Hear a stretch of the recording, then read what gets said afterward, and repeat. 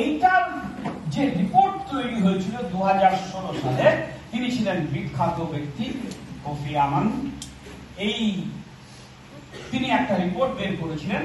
He was the signatory. We the people, role of United Nations for 21st century। এই যে রিপোর্টটা বেরিয়েছিল, সেই রিপোর্টের যে সমস্ত গোলগুলো লেখা ছিল, সেই গোলগুলোকে বলা হয় সাস্টেনেবল ডেভেলপমেন্ট গোল। এখন আমি কেন সাস্টেনেবল ডেভেলপমেন্ট গোলের কথাটা বলছি? বিকজ এডুকেশন ফর অল এই সাস্টেনেবল গোলের একটি গোল, যেখানে বর্তমান ভারতবর্ষে এই সাস্টেনেবল ডেভেলপমেন্ট গোলের অংশ হচ্ছে এনএডি। এই কারণের জন্য এটা বললাম। আর আমার ছাত্রছাত্রীরা এটা দেখলে খুব ভালো বুঝতে পারবে। তোমার তো কি এটাকে দেখে কি মনে হচ্ছে বলো দেখি? এটা দেখে কি মনে হচ্ছে?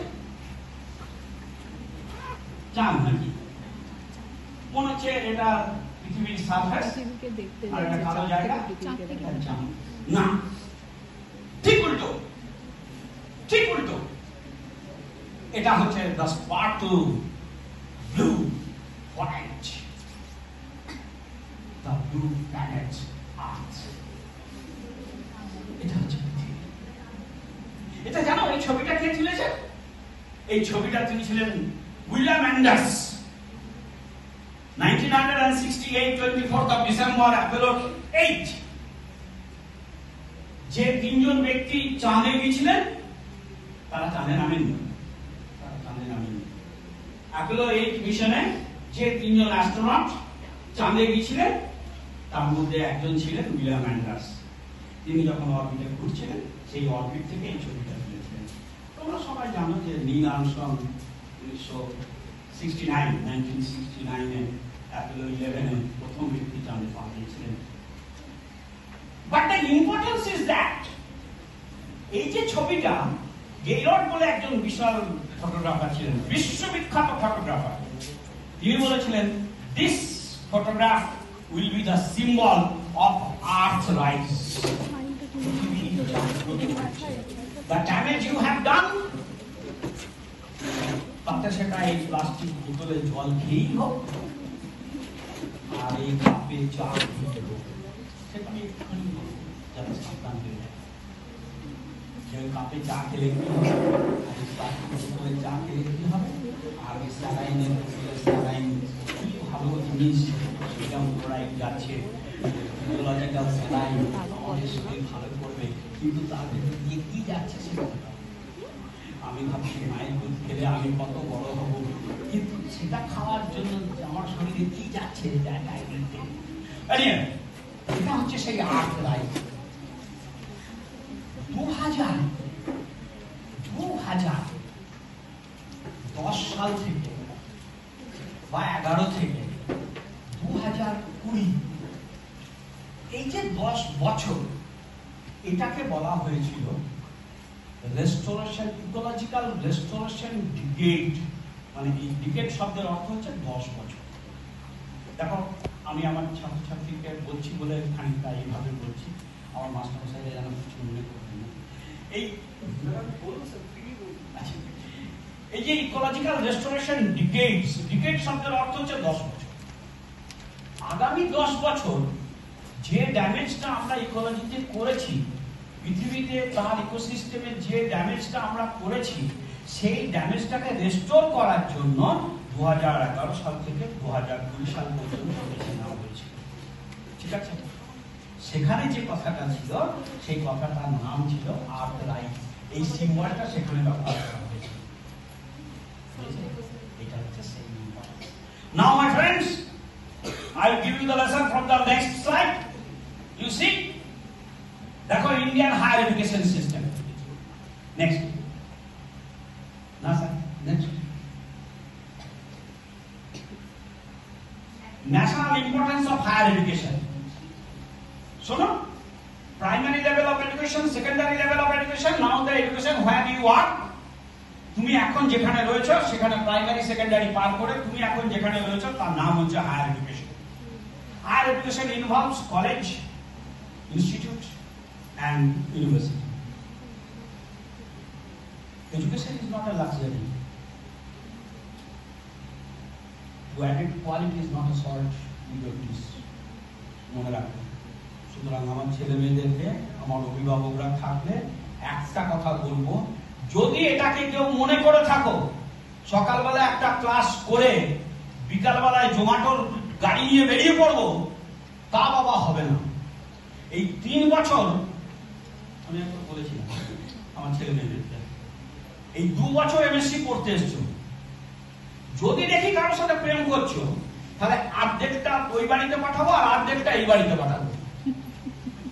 আগামী 3 বছর তুমি এটাকে লাক্সারি বলে নেবেন না। আজকে বাঙালে রুজ লাগালাম, গান গালে পাউডার লাগালাম, this is not education. Education is to nourish, education is to uphold, and education to establish yourself in the footprint of this universe. Education হচ্ছে সেই জিনিসটা যেটা তোমাকে একটা ফুটপ্রিন্ট রেখে যেতে হবে। পৃথিবীতে কত লোক আছে তারা একটা করে ফুটপ্রিন্ট রেখে গেছে, তোমার একটা ফুটপ্রিন্ট এই কলেজে থাকবে, যেটা আগামী দিনে বাইনারি এডুকেশন সিস্টেম বা বাইনারি অ্যাসেসমেন্ট সিস্টেমে তোমাকে গিয়ে বলবেন যে আচ্ছা প্রিন্সিপাল স্যার বলুন তো আপনার কলেজে আশেপাশের কলেজ থেকে কতগুলো স্টুডেন্ট 1/10 এর মধ্যে র্যাঙ্ক করেছে? The total number of students, if I consider 400, যদি আমি তার 10% স্টুডেন্ট কত সাবজেক্টে রয়েছে, আমি মাস্টারমশাইদেরকে বলবো প্রত্যেক ছাত্রছাত্রীর সেমিস্টার 1 থেকে তার নম্বরটা ক্যালকুলেট করে ওই একটা খাতা করবে, সেই খাতাতে লেখা থাকবে সেমিস্টার 1 এ সে কত পেল, সেমিস্টার 2 তে কত পেল, বাড়লো না কমলো, যদি কমে কেন কমলো, যদি বাড়ে কেন বাড়লো, কি হয়েছে। সেমিস্টার 2 থেকে সেমিস্টার 3 ফার্স্ট ইয়ার শেষ হয়ে গেল, ইমপ্রুভমেন্ট, কন্টিনিউয়াস ইমপ্রুভমেন্ট, তার একটা এরকম গ্রাফ হবে। সেই গ্রাফটাতে প্রিন্সিপাল স্যারকে দেখাতে হবে যে দেখুন আমার education system that I afford in my institute, আমি যেটা আমার কলেজের লোকজন, আমার কলেজের টিচাররা দা এক্সট্রিম টিচার, এক্সট্রিম টিচার, তারা কিন্তু এইটা দিয়েছে, তবে আমার ছাত্রছাত্রীরা আজকে এই জায়গায় এসে পৌঁছেছে। So that has to be given. এটা আমাকে কিন্তু মনে রাখতে হবে। একটা নেশন সে কিন্তু গড়ে ওঠে, তার গতিশীলতা বজায় থাকে, তার রেসপন্সিবল সিটিজেন তৈরি হয় only based on this education. আমি তোমাকে খানিকক্ষণ আগেই বলেছি কোয়ালিটি এডুকেশন।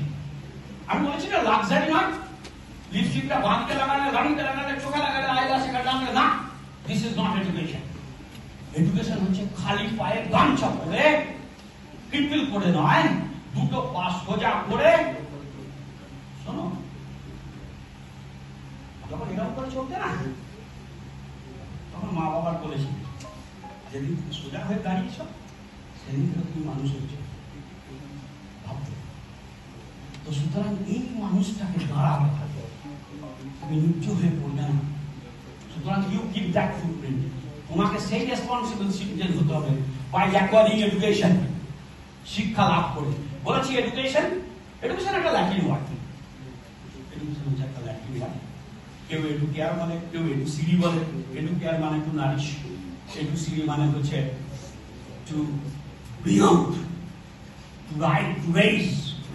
আর এডুকেশন মানে হচ্ছে to act as teacher for children, অর্থাৎ যে টিচিং লার্নিং প্রসেস সেটা থেকে এগিয়ে যেতে হবে।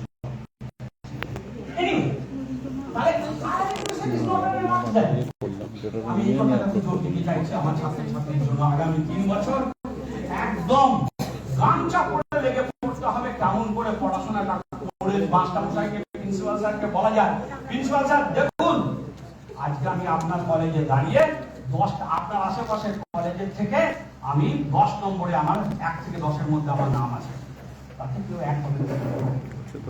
Next one please.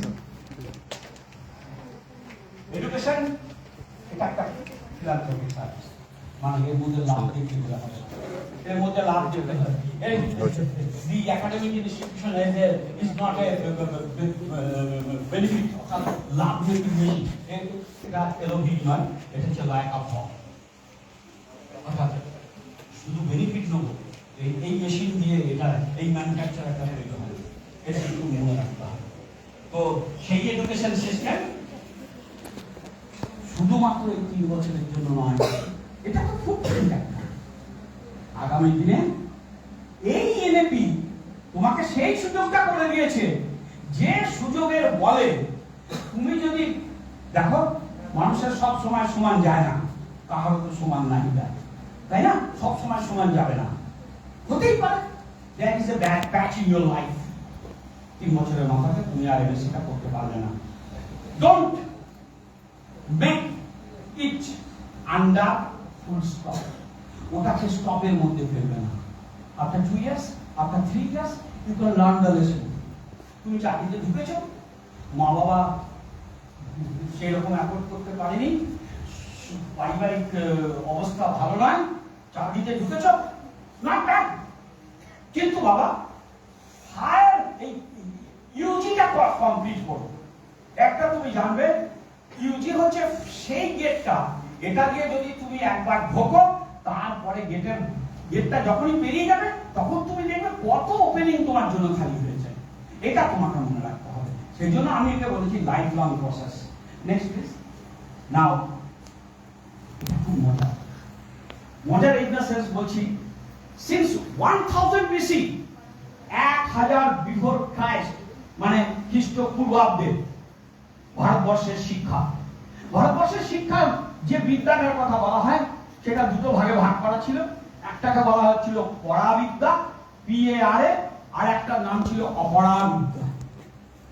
এই পরাবিদ্যাটা ছিল very much or high with an impression, আর বলা হতো অপরাবিদ্যাটা লোয়েস্ট। তা সেই পরাবিদ্যাতে কি ছিল? পরাবিদ্যাতে ছিল spirituality, the knowledge of Atma, the knowledge of Brahma, আর যেটা আমি হাতে দিয়ে নাড়তে পারতাম, যেটা আমি দেখতে পেতাম, যেটা আমি অনুভব করতে পারতাম, সেটা ছিল আমার কাছে অপরাবিদ্যা। This is the knowledge of intellect. This is the knowledge of material. This is the knowledge of science, material, empirical. অর্থাৎ তুমি দেখতে পাবে the basic or basis of these pillars. They are also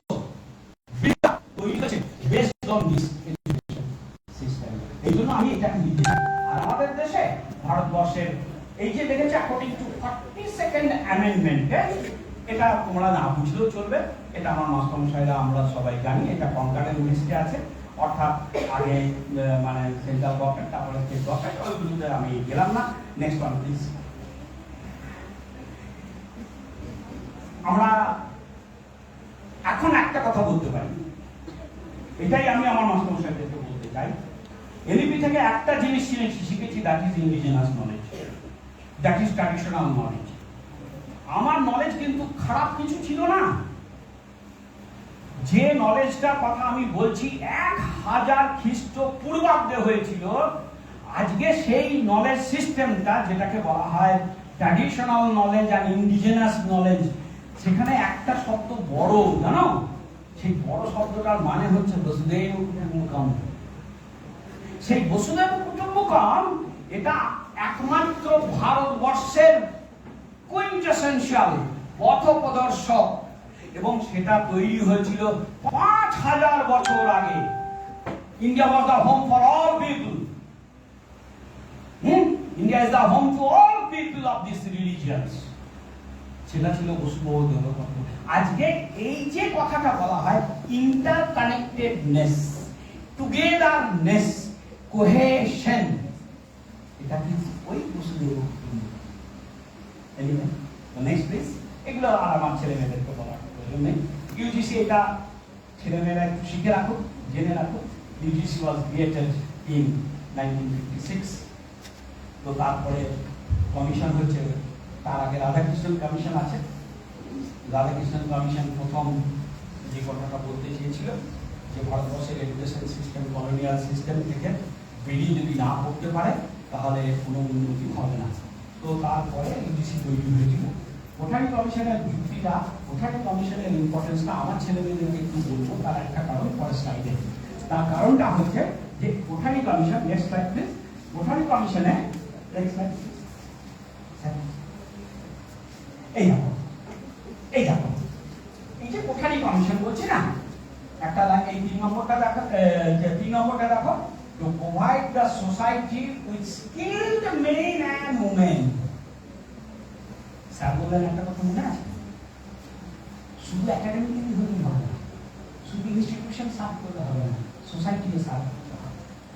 principal sir যদি মনে করেন শুধু আমি ছেলে কটাকে পড়াবো তা হবে না, প্রিন্সিপাল স্যারকে ছেলেদেরকে নিয়ে বাইরে বেরোতে হবে, মাস্টারমশাইদেরকে ছেলেদেরকে নিয়ে বাইরে বেরোতে হবে, বাইরের একটা গ্রামে যেতে হবে, সেখানকার মানুষদের শিক্ষিত করতে হবে, সেখানকার মানুষ শুনবে। একটা কথা আমি একটা কলেজে গিয়ে বলেছিলাম যে আপনারা মাশরুম কালচার করুন, তো তারা নাকের সময় মাশরুম কালচারের বেড কেমন হবে, ট্রেনিং কেমন হবে সেটা বলে টলে ছাত্ররা কি বলেছে জানো, আমার মা বাবা বলেছে ওই বিষ খাস না, হাতে লাগলো বিষ।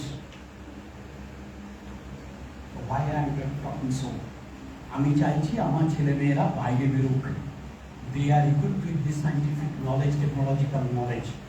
তারা গিয়ে বাইরের লোককে বোঝাক এই মাশরুম কাল্টিভেশন তাদের গ্রামে গরিব মানুষদেরকে শিখিয়ে দিই, সঙ্গে কলেজে একটা মাশরুম ইউনিট করুক, সেখানে শুধু বটানির ছেলে, শুধু জুলজির ছেলে সায়েন্স পড়বে তা হয় না। ওই জন্যই এনইপিতে করেছে, আমি ম্যাপিংটা দেখাবো, এনইপিতে করেছে যে একটা ছেলে সে যদি মনে করে বাংলা পড়ছে আর যদি মনে করে আমি নৃত্যের উপরে একটা কোর্স করব, করতে পারবে, করতে পারবে।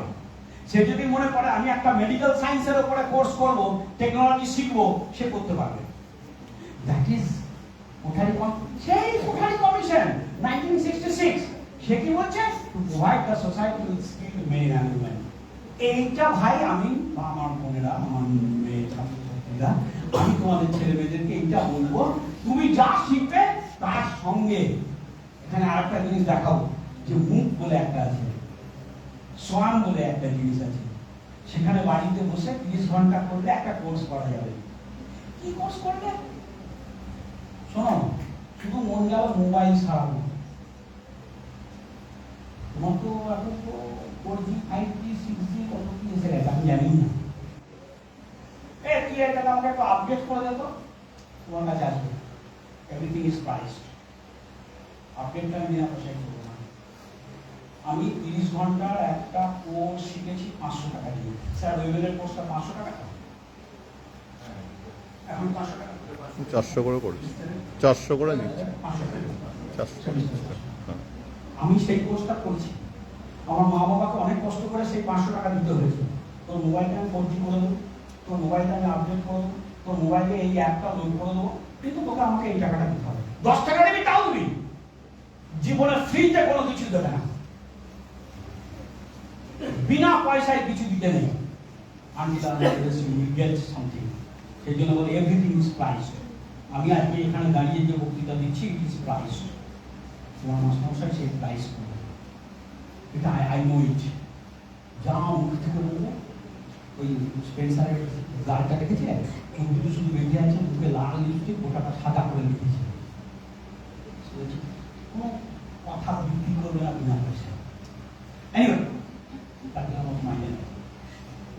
সো আমি কেন চাইছি যে তুমি একটা স্কিল হবে এইটার জন্য, সেইটা দিয়ে তুমি promote quality and social justice to reduce the social and cultural difference.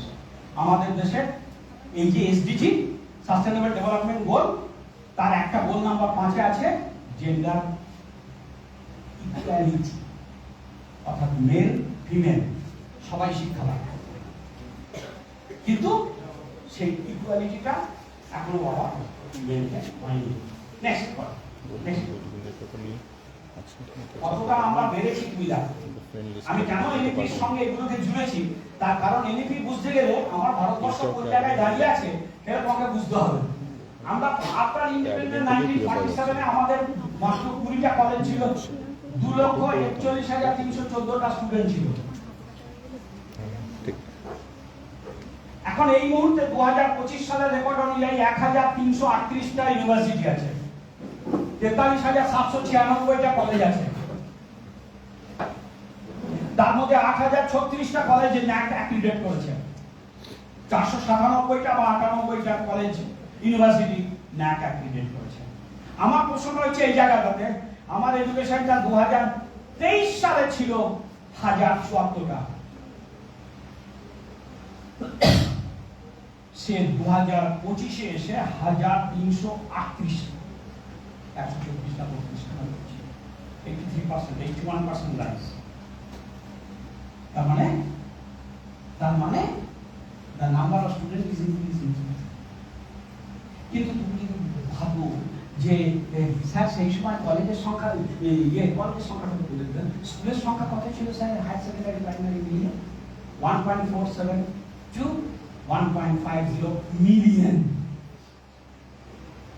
1 million মানে 10 লক্ষ, তাহলে 1.5 হলে 15 লক্ষের কাছাকাছি স্কুল ছিল। নাও ইট ইজ 1 লক্ষ 50 স্কুল আছে, 15 লক্ষ কাছাকাছি স্কুল আছে। And the number of students 23.7 crore. Gross enrollment ratio is 27.4. তো আমি সেই জায়গায় এসে দাঁড়িয়েছি। নেক্সট, এটা ন্যাশনাল ইম্পর্টেন্স যেটা বেড়েছে, এটা গ্রস এনরোলমেন্ট রেশিও দেখো 2016 সালে ছিল 25, এখন আমরা হয়েছি 28.4।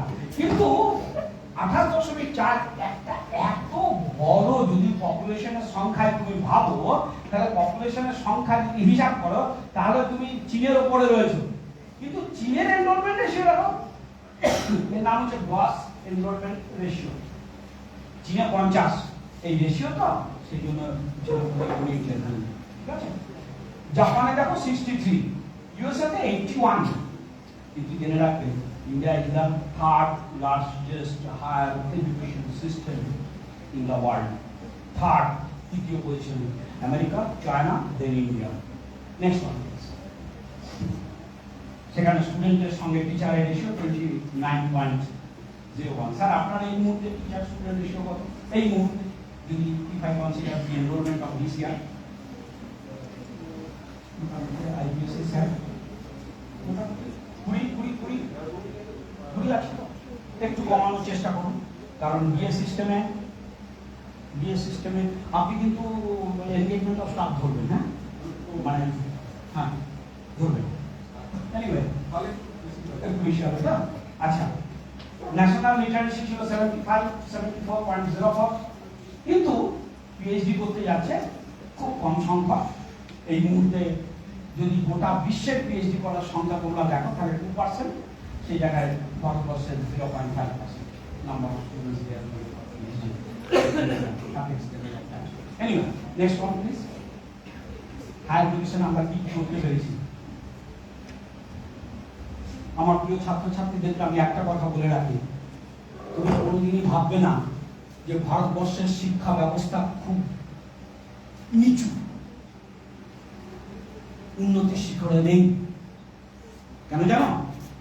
এই ভারতবর্ষের হায়ার এডুকেশন সিস্টেম থেকে অন্তত 500 বিগেস্ট ফরচুন কোম্পানি ওয়ার্ল্ডে 500 জন আছে, তারা ভারতবর্ষের এডুকেশন সিস্টেম থেকে ক্লাস করে।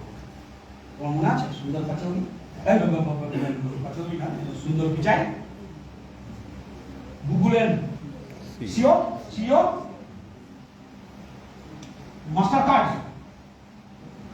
দেন অ্যাডব, দেন মাইক্রোসফটের ওই ছেলেটা আদিত্য,